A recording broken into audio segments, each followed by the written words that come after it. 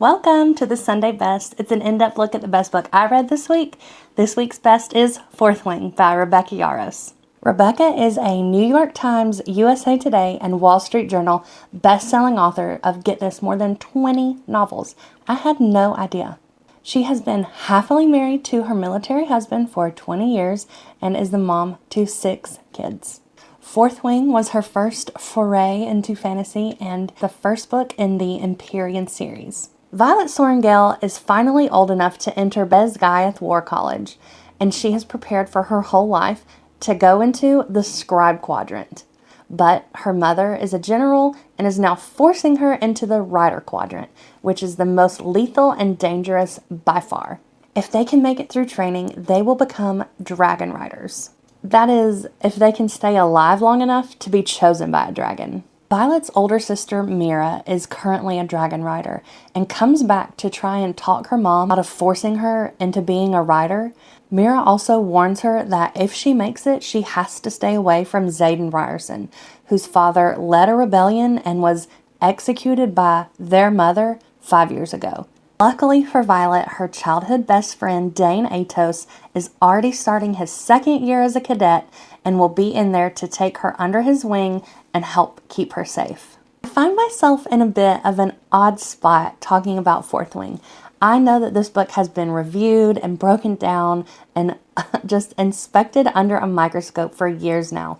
I still don't want to be a spoiler. I know that so many people are picking up this series for the first time ever, so I want to talk about why I think it is such a viral sensation. First, this book follows the Chosen One journey. Violet simply should not be able to accomplish and do all the things that she is, but because she's the main character, it's happening.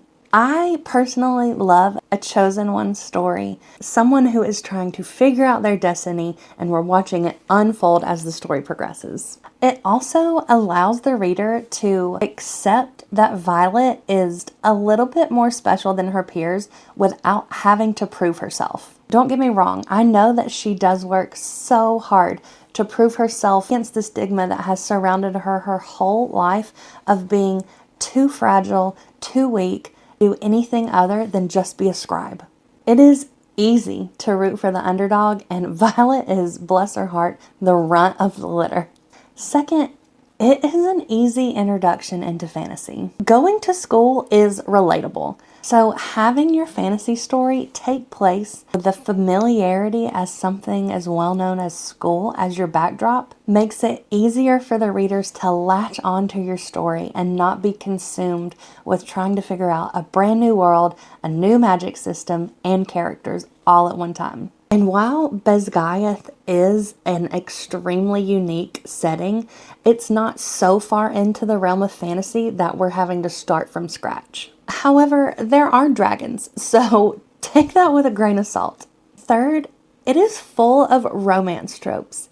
There's forced proximity, it's enemies to lovers, there's a morally gray male, a forbidden love, and while that isn't the main focus of our story, it does add a level of excitement and anticipation to the fantasy.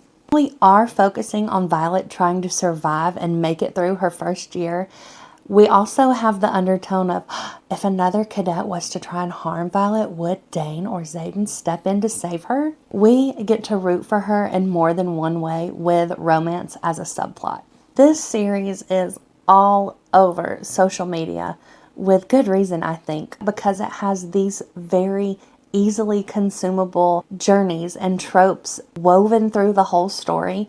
It is a book that is easy to jump into, easy to understand, and will draw you in with the fantasy, but also keep you engaged with the aspects that are already well known to you.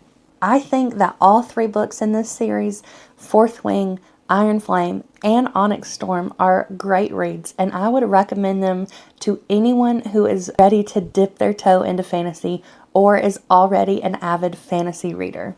Thank you for joining me for the Sunday Best. I know this was a little unorthodox, but thanks for sticking with me. If you have read Fourth Wing, congratulations on reading a spectacular book. If not, I hope that your TBR is officially one book longer. Happy reading.